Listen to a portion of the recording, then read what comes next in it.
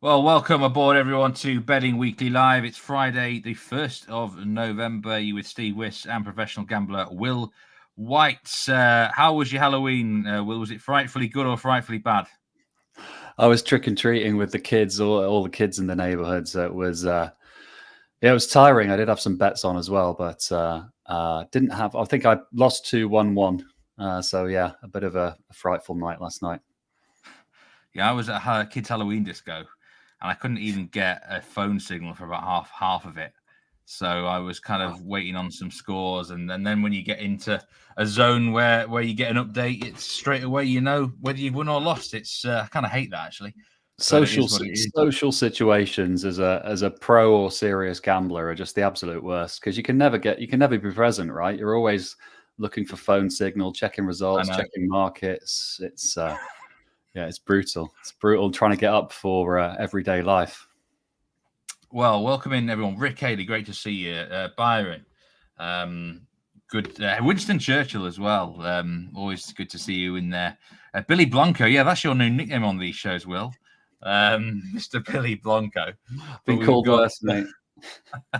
We've got plenty of matches to discuss today across the soccer world in Europe and MLS as well. And we're going to also get a couple of Will's best weekend bets. Reese Williams, good to see you as well. Rick said he won 5 out of 6 and the Jets beat me. Yeah, the Jets were advised on this show by Shakespeare last night, or yesterday at lunchtime, sorry. And they were a big winner, actually. One of the biggest winners yesterday on the sportsbook. $20,000 on the Jets on the handicap against the Texans, minus 2.5. On the flip side, though, someone had 20K on the Texans money line. So, you know, it gives and takes, doesn't it? Is the betting world. Where should we start today? Let's start in France, because we talked about this game yesterday. Yeah, actually, Will, when we had James on the show. It is Monaco against Angers. This is an early kickoff, 2 p.m. Eastern time. Monaco heavy favourites, minus 500 on that money line. Over 3.5 goals is at plus 120. And I asked this question to James yesterday. I mean, because the goal line is so high, why is both teams to score so generous at minus 105? Angers have scored in the last 7 games. Monaco, certainly known for being quite sloppy sometimes. I still really like this play. I hate betting on Monaco games. I never get them right. But yeah, I can't get away from this, Will. Minus 105. Both teams score, yes. Thoughts? Yeah, Steve, you're right. Yeah, Angers have scored in the last 7, and they've kind of deserved to score in the last 7 as well. Like, if you look at their XG generated, it's generally been just above that kind of 1.0 mark. So there is an argument both teams to score, yes, is some sort of value, close to even money. But I think the reason why it is that kind of price is because normally when you've got such a big Asian handicap favorite like Monaco here on the minus 2, generally that's when you'll see some of the both teams to score yes at plus money. But this is quite a unique situation, I guess, where you've got a plus 2 underdog that is expected to get on the score sheets, or at least got, is in for a goal expectancy of about 0.6 or something. So I toyed with the idea of backing both teams to score yes, but it's a little bit skinny for me, just because you would get plus money on most big handicaps like this. I think the better route in is the over 3.25, if that's your kind of line of thinking, just because then you're kind of half protected against the 3-0, and obviously anything 4-0 plus goes in your favor. And if Angers do get on the score sheet, it's likely to go over 3 anyway. That is definitely not a bet for me, though. It's just kind of my thoughts. I do have a recommendation here, but it's in the shots on target market. So maybe I'll let you finish your thoughts first on the game. Yeah, I am going to take this. It's a small bet because my record on Monaco is not very good. They're just not a team I ever seem to get a good grip on. Their mentality always puzzles me a bit. It'd be just my luck that Angers win to 0 now, or something like that. Over 0.5 Angers goals is at -118, but you might as well take both teams to score, yes, because Monaco surely will get on the board here. A shot on target. You do like a player in this game, you were saying? Yeah, I'm becoming a bit of a specialist in this market just because, frankly speaking, it is easier to find value in these niche prop markets. And sadly, for a lot of us over in the UK, it's very difficult for us to actually get on these bets. So anybody with a BetRivers account that can bet these markets, I would recommend you look at them in detail, because often that's where the value lies. And in this game, I'm not sure it's huge value, right? It's quite short, -143. But Alexander Golovin, -143, does seem big just to have at least one shot on target. His numbers are pretty strong over his career. But if you look at how many shots on target Angers concede, an average of 5.78 per 90 this year in Ligue 1, I believe that's second worst. And Monaco generate 5.0 shots on target per 90 themselves. So you're looking at probably an expectancy of somewhere between 5.5 and 6 Monaco shots on target. If they do register that, you'd expect Golovin to get at least one of those, given that he'll likely be starting. It looks like they're going to be super offensive here, Steve, and play Minamino, Golovin, Aliouche, and Ben Seguir, is it? Ben Seguir? Ben Seguir, yeah. Yeah, along with Embolo. So, because they're missing, I think, Zakaria. I think he's out injured. So they'll only go with the one holding midfielder in Kamara. And if they do that, they're going to be super offensive. But that might put a bit of a dampener on Golovin with so many attacking players on the field at the same time. But yeah, Golovin -143 is quite interesting. The second French game today, we talked about this yesterday as well. We had some people in chats, couple, saying Lille are one of the most underrated teams, not just in France, but in Europe. And that +108 is no longer valid. You can get bigger, +112 on Lille, and they've drifted even bigger in some other parts of the world. I've been monitoring this game from a betting angle, and opening odds for Lille were generally about evens across the board. So there's been quite a significant drift on them. Lyon have been backed in. They're +230 now with BetRivers, and the tie is as short as +260. That does feel quite short for the tie in some ways. I'm not sure. But, I mean, I'm interested in your thoughts and your rankings, actually, here on Lyon. I can't get involved in this game. Lyon have just done me dirty twice, so I'm happy just to watch this game. I mean, Lille, what sort of level are they playing at? I mean, they beat Real Madrid. They beat Atletico Madrid. Are they better than some give them credit for? Should they be minus money to win? Yeah, Lille, I find it hard to get my head around Lille, to be honest with you. That win against Atleti was impressive, but they should have really lost the game. Like, Atleti in the first half had 3 or 4 gilt-edge chances. They went into the break 1-0 down to Lille, and then they put on their starters, got a freak penalty, and turned the game round. But the underlying data suggests that Atleti should have been home and hosed by half-time. They played very well against Real Madrid at home. I feel like, for me, Lille have got a big home advantage. I feel like that region of Spain, we were actually discussing off-air, Steve and I, because obviously Steve and James are the French football experts, and Steve was telling me how that's quite an industrial part of France, and we likened it to kind of the home advantage of a team like Newcastle in the Premier League, where they get this vociferous support, and this is a late game, strong home advantage.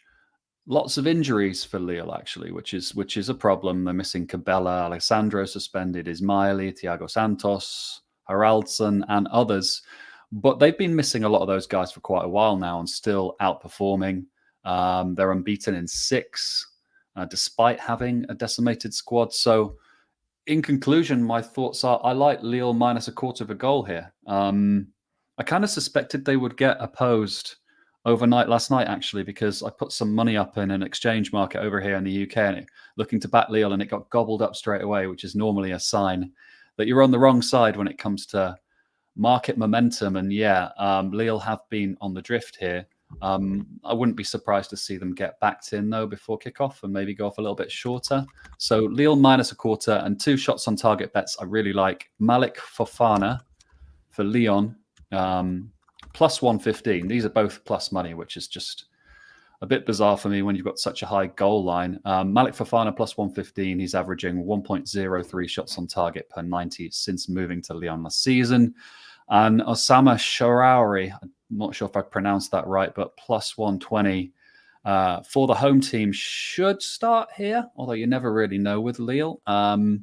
He's not averaging many shots on target per 90 this season, 0.31, but he does average 0.62 over his career, albeit in weaker leagues predominantly.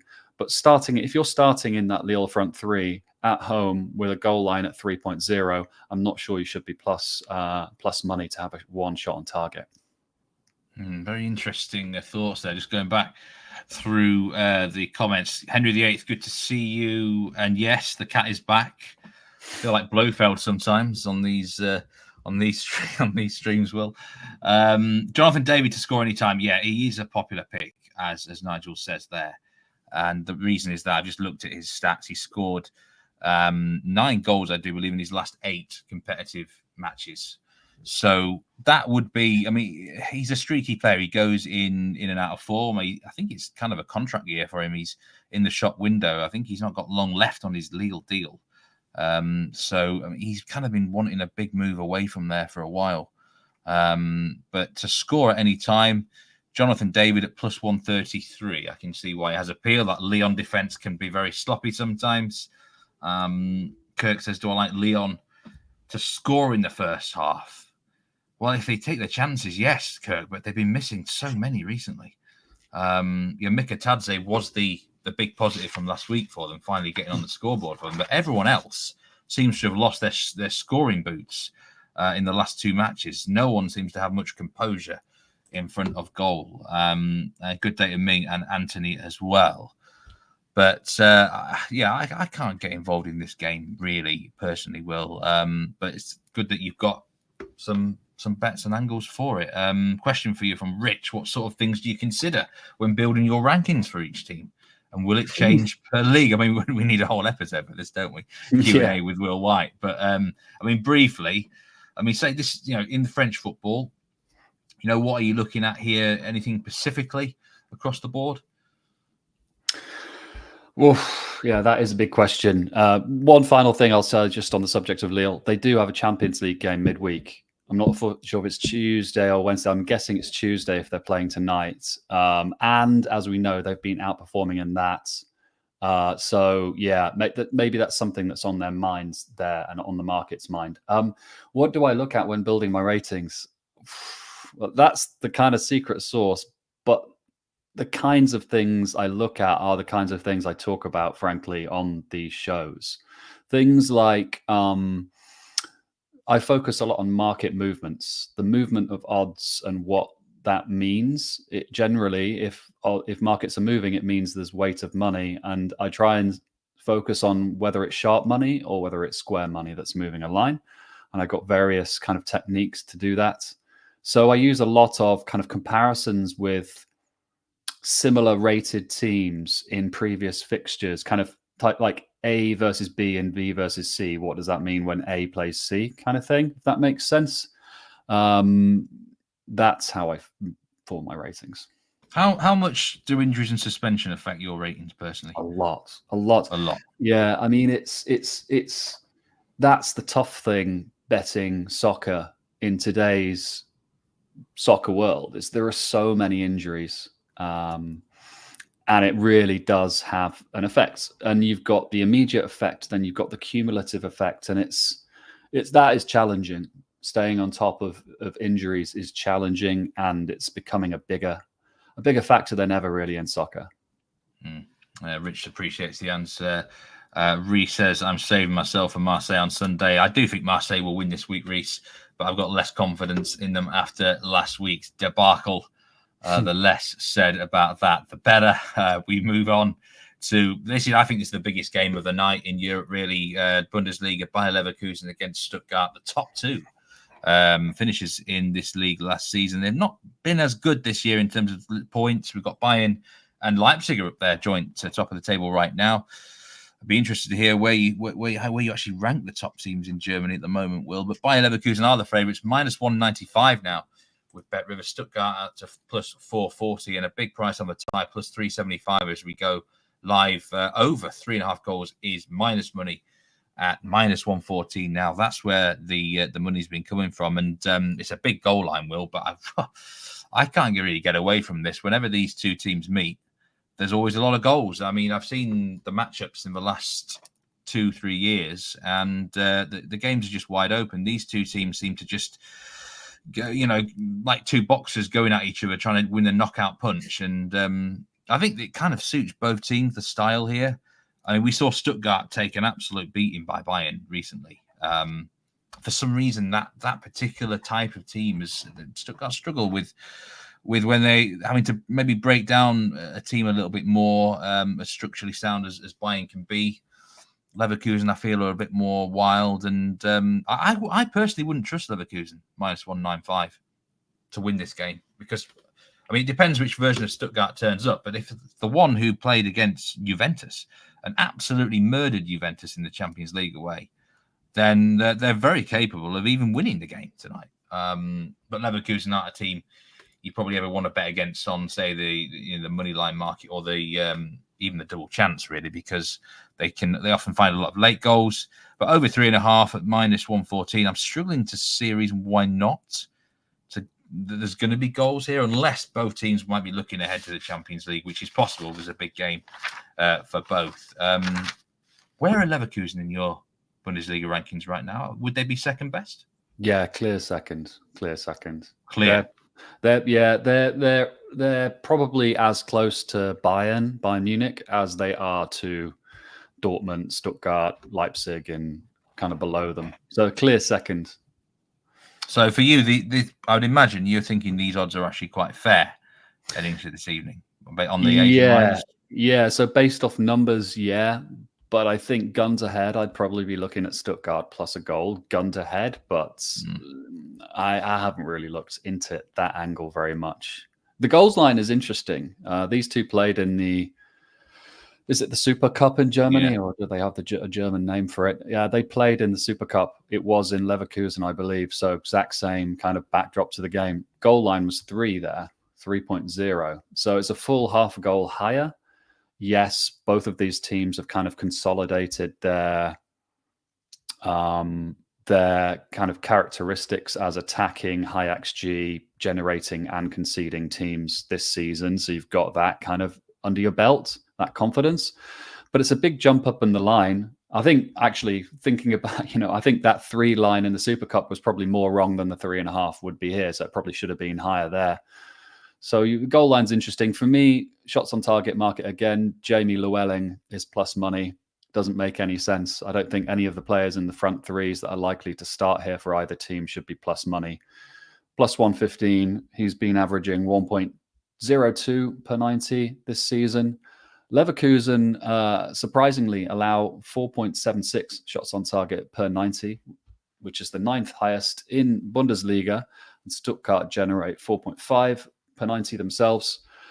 I think, interestingly, El Bilal Touré is supposed to be starting up front here instead of Demirovic for Stuttgart. And I think he's a completely different type of forward to Demirovic. He's much more kind of about movement and about dragging defenders into particular spaces. And I think that might create space for the likes of Undav, Llewellyn, Miot, that play just behind the striker for Stuttgart. And I think Llewellyn might get some opportunities here. And at plus 115, I think it's more likely than not that he gets a shot on target. So that's my bet for this game. But just a great game to be watched, right? Yeah, over 3.5 goals. I think I'd say it probably is my best bet for Friday. I don't really have a massive bet on Friday. I think it's a tough card, actually, overall. But the goal line looks good. I think Stuttgart can give a good account of themselves here. Draw double chance could be looked at for those who want a little bit more sort of a hot dog sort of pick. Just a comment whilst I forget. Yeah, Natil there.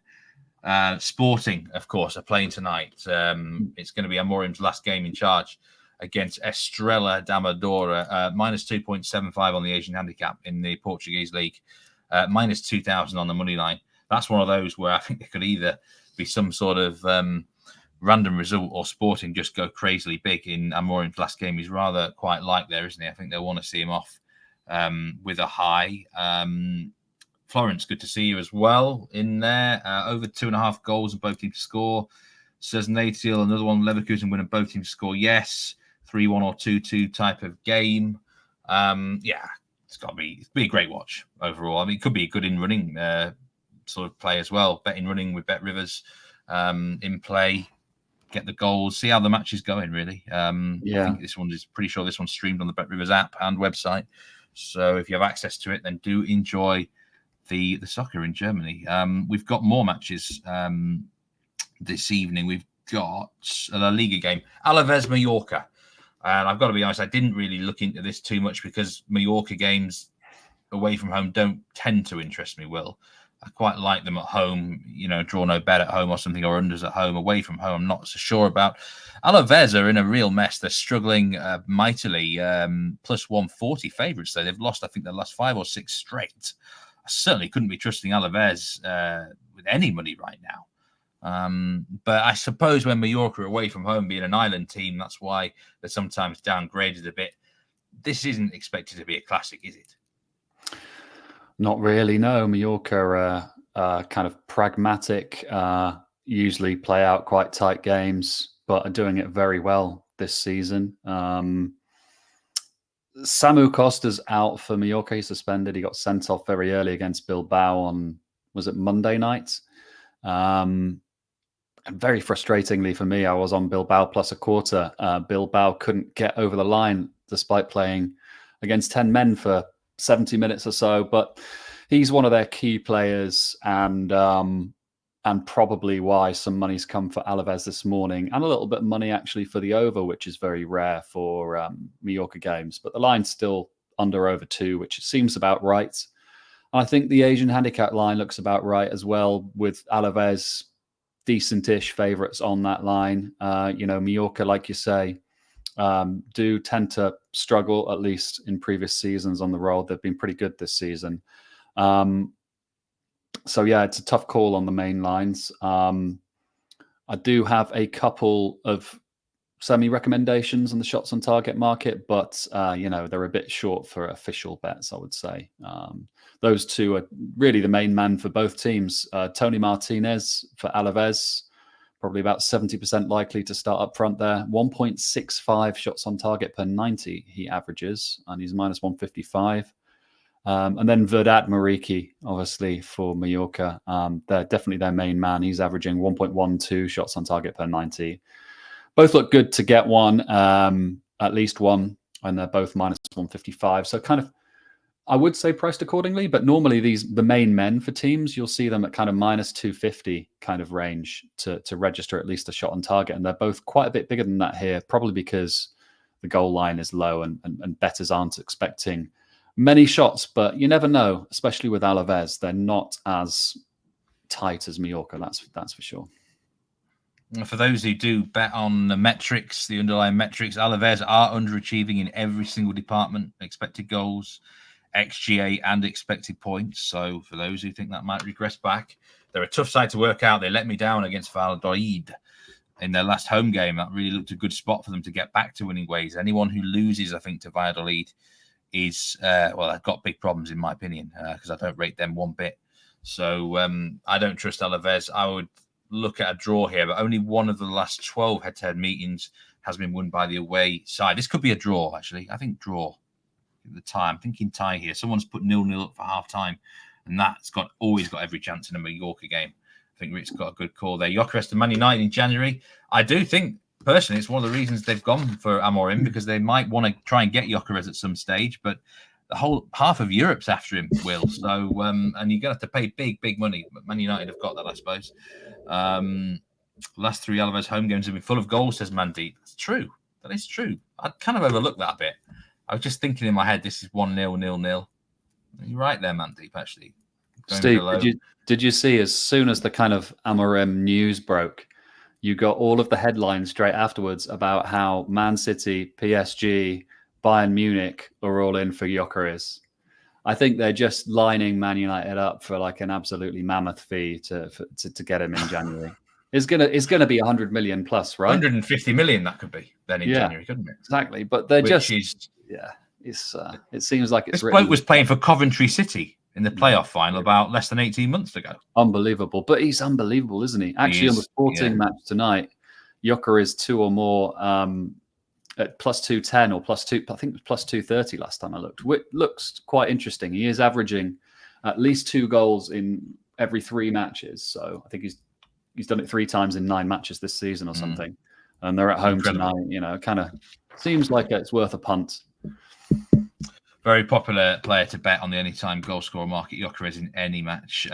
We've got a championship game this evening. Luton Town, under pressure, Luton Town against West Brom. I noticed West Brom have drawn 4 matches 0-0 this season. I was surprised. I've seen quite a few people tip up both teams score yes in this game.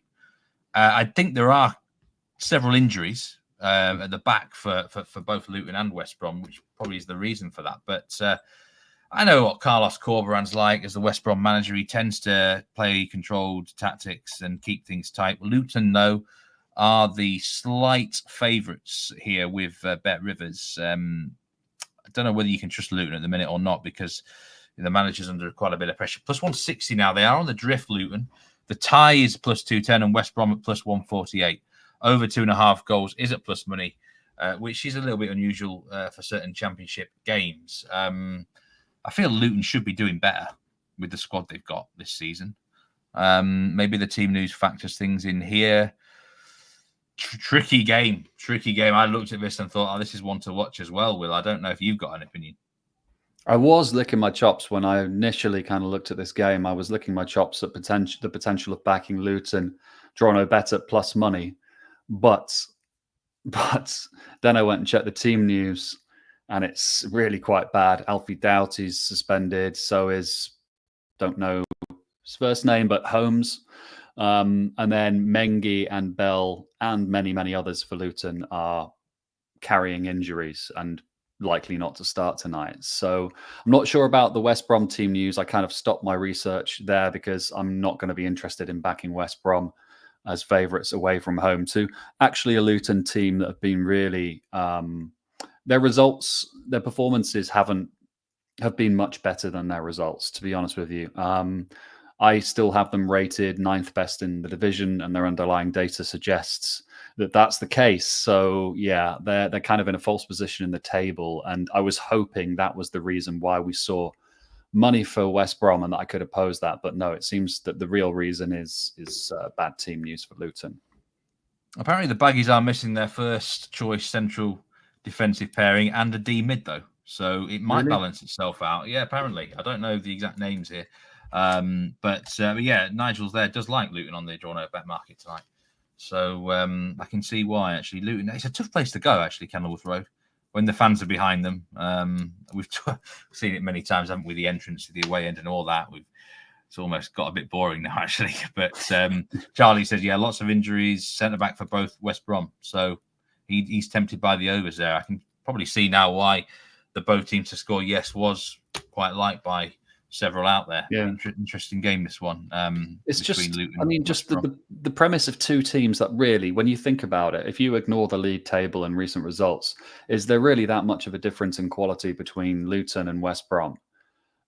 I don't believe there is. And when you see a team relatively equal standard on draw no bet at home, odds against or plus money, you've got to start sniffing around it. And if there's injury news on both teams, if the West Brom injury news is as bad as the Luton, then that might tempt me back in. But I know for sure that like Alfie Doughty is a key player for Luton, as is Mengi. So I'm not sure who's more decimated in terms of injuries, but I can't imagine West Brom are weaker than Luton. Yeah, I think it could be a good spot, actually, potentially for Luton to rebound in terms of it's one of those where the prices does suggest value on the home team based on this recent bias of form, which can distort prices sometimes. But yeah, interesting game there. MLS, it's the league you follow, Will. We've got the playoffs are back. Charlotte against Orlando and Colorado Rapids against the Galaxy. Now, I've got a question for you here, because this league throughout the whole, whenever I watch a game mid-season or whatever, it feels crazily wide open, full of goals, goal lines really high. Well, there's some reason now that unders are hitting, Will. We've had only one match has gone over 3.5 goals, and that was actually when Galaxy beat the Rapids 5-0 in the return. Both teams to score no has hit, I think, 6 times already in these playoffs. Anyone backing the unders in this league? Where's Nigel? Nigel, you need to be getting involved in the unders here on MLS suddenly, because the goal lines are so high. They're going way under. What's going on? I mean, did this happen last year? Well, I can't remember it did. Why is it suddenly tightening up? Is it because of the stakes are higher, or what?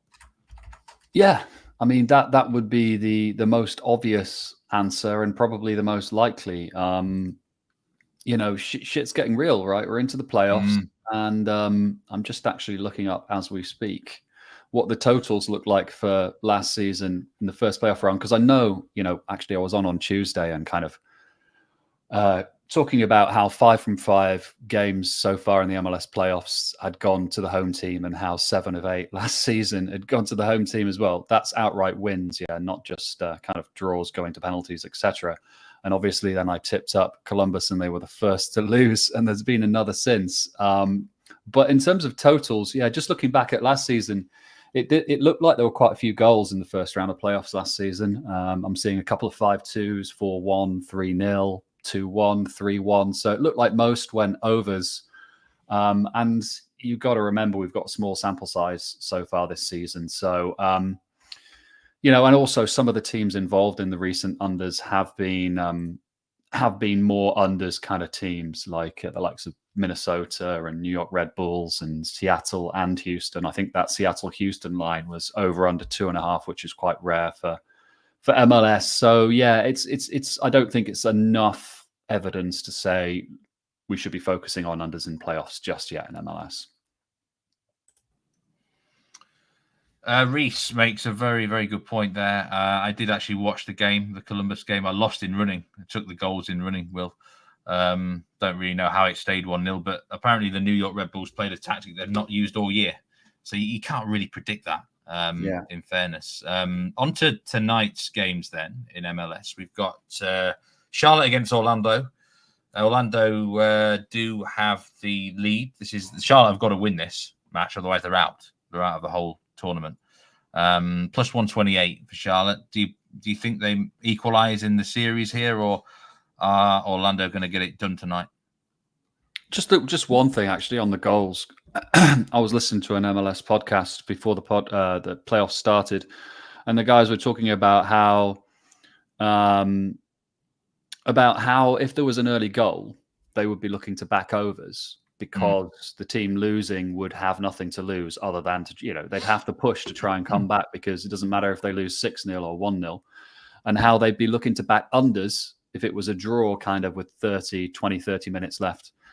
And rationale being, well, then teams have got a lot more to lose by conceding a goal. But I think when people talk about, I want to back overs when a team is losing in a knockout tie based off the assumption they're going to have to open up and really go for it, they're actually failing to consider the likely response of the team that's up in the game. And like the New York Red Bulls in that situation, especially away from home in a game they're not expected to win, it makes sense for them to go into the low block and to, which is going to play is really going to be a tough matchup for Columbus, because Columbus are about the kind of quick transitions, and if you don't give them those quick transitions or opportunities to get into them, then you're really going to be giving yourself the best. You know what I was just thinking, Will?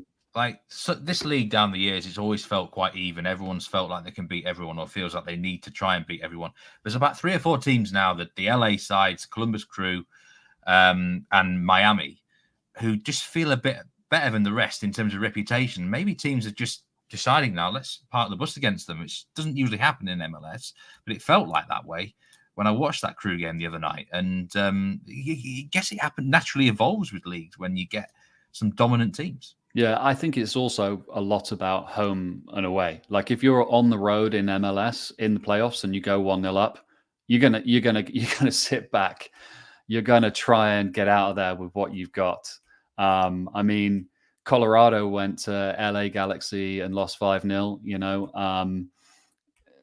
That can happen against the big teams. But according to my ratings, the difference between those big teams you're talking about and a mid-level MLS team in terms of quantifying that in goals is actually smaller than the difference between a team playing on home field versus neutral field, i.e. the difference in rating between the best team in the league and an average team in the league is actually smaller than how much home field advantage is worth. So those two factors combined probably mean that an inferior team on the road that goes 1-0 up early is really only going to go one way, and that's to sit back and try and get out of there with what they've got. But yeah, it's interesting. MLS in general is just a very interesting league.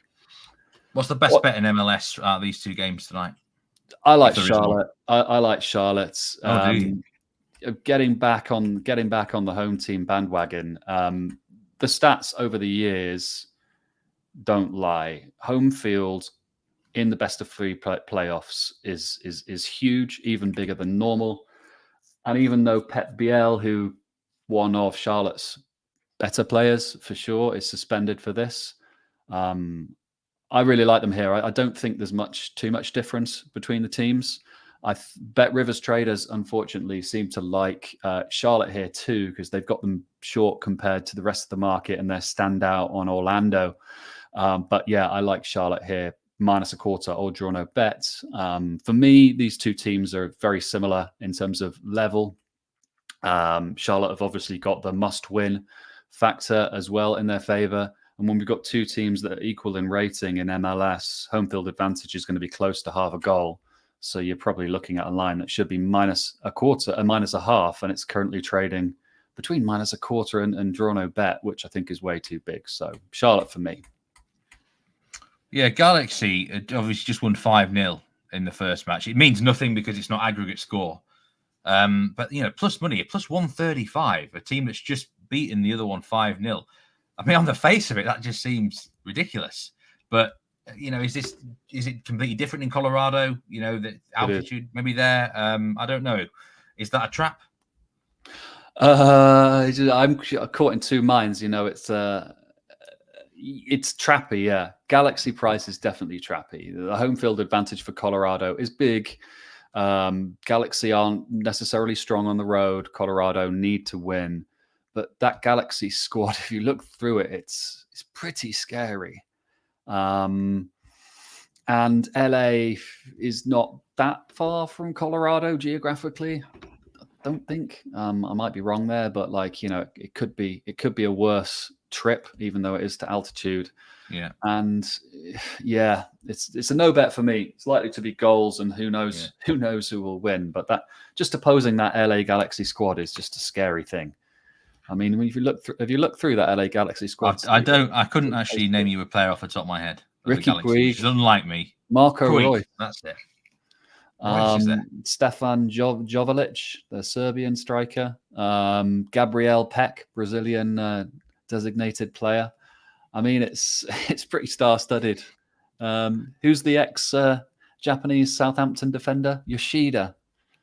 He's one you'll know. I don't know if they still play. Colorado Rapids used to play. Their stadium was called Dick's Sporting Goods Park. I always remember that. I think they do, yeah. Is it still the same ground? So, yeah. It's an interesting little gaff, isn't it? It's not the biggest stadium, but I think the fans can get behind them. So they need to make it really difficult for Galaxy here and try and take it to game number 3. The odds are still well against them to progress in the series, obviously. But, they've got to try and get that leveler this evening. Just looking ahead to the weekend then, Will. Before you go, let's have an exclusive weekend bet from Will White anywhere across the globe. What bet are you on already that we all need to get on? Is there something you're looking at potentially? Tell us your best bet of the weekend. I've got one that's counter model, which is counter model. So it's kind of my model likes the other side, but I still just really like it. It's not often I'll bet against my model when it's showing big value on the other side, but Villa +0.5 against Spurs. So Aston Villa to win or tie versus Spurs in the Premier League. Villa fully healthy for the first time all season, really. And Spurs missing Van de Ven, and potentially Romero and Son won't be at full fitness. This line just assumes that Spurs are the better team on neutral ground, and I don't really agree with that, especially with the injuries factored in. So yeah, Villa plus a half, I like that. That's kind of close to even money as well. Yeah, I do know the boys discussed this match at length in the Premier League show with Nigel Seeley, Jack Wright. I think there was quite a significant pick in that game off the top of my head. Do check that out on YouTube. That is now live. And Betting Weekly Extra Time European Edition is now released as well with myself and James. Dan Roebuck involved, of course, in both shows as well. So that would be a best bet for you in the Premier League. And we were talking off air. There's a Spanish game you quite like as well. A couple of bets in the Bilbao fixture. Yeah, I like two bets in the Bilbao Betis game. I like Athletic Club to get the win. So Athletic Club minus a half. They couldn't win at 10-man Mallorca on Monday, but I think they'll be really fired up for this. There's something about San Mamés on a Sunday night. This is a 9 p.m. local time kickoff. There's something just about those late evening La Liga kickoffs that's to me often scream home team and overs. And I think this Athletic Club line at minus a half should probably be closer to minus 3/4. Betis have kind of they're in the Conference League and they've been really stretched by some quite significant injuries to their squad, like guys like Lo Celso and William Carvalho and others. Bilbao have also in European competition as well, but I feel like they can just handle the squad rotation a little bit better. So Bilbao minus a half and then over 2.25. I think the line's probably about where it should be. But like I said before, a Sunday 9 p.m. kickoff in Bilbao. I think the atmosphere will be amazing. The stadium will be rocking. The Bilbao players will be up for this right from the first minute. I'm not saying the Betis players won't be, but if overs and Bilbao minus a half. Two exclusive picks there from Will White heading into the weekend, and we appreciate you being on the show as always, Will. And it is time to go now. I want to wish everyone the best of luck for whatever you take in today and also across the weekend. Remember to gamble responsibly. Shakespeare is back. Shakespeare with the winner last night again in the NFL. He did advise the Jets. This man is absolute money at the moment. NHL, Dallas Stars versus Florida Panthers under 6 goals at minus 105. There you go. Shakespeare has been a gold mine on the comments on this show this season. Really interested to hear about your thoughts for the weekend. Will, what would your best bet be on Friday if you were to take one bet today? What would it be? I know you're taking multiple bets, but if you had to have one bet, I think it's a tough card. There's a few I like, but I'm not massive on anything. I would say over 3.5 in that Leverkusen game would be the best one if I had to pick, but I'm not huge on it. Where would you go? Charlotte? Honestly, I'm not that strong on anything. I think Charlotte, if the line continues to gravitate towards draw no bet. So if it's draw no bet, then Charlotte is just really a really strong bet. But if it's minus 1/4, it's a pretty decent bet. It depends how the odds continue to move, but something between that Charlotte draw no bet, around that. Like I said, reminder to everyone, do check out both of the YouTube soccer shows ahead of the weekend. We've got the Dojo as well. You can watch if you've not watched it already with Nigel and Neil this week. Do cash those winning tickets over the weekend. We'll see you next week. Massive week on Betting Weekly Live next week. We've got Champions League back with Europa League. I'll see you for all the shows and have a great weekend, Will. You too, buddy. See you around.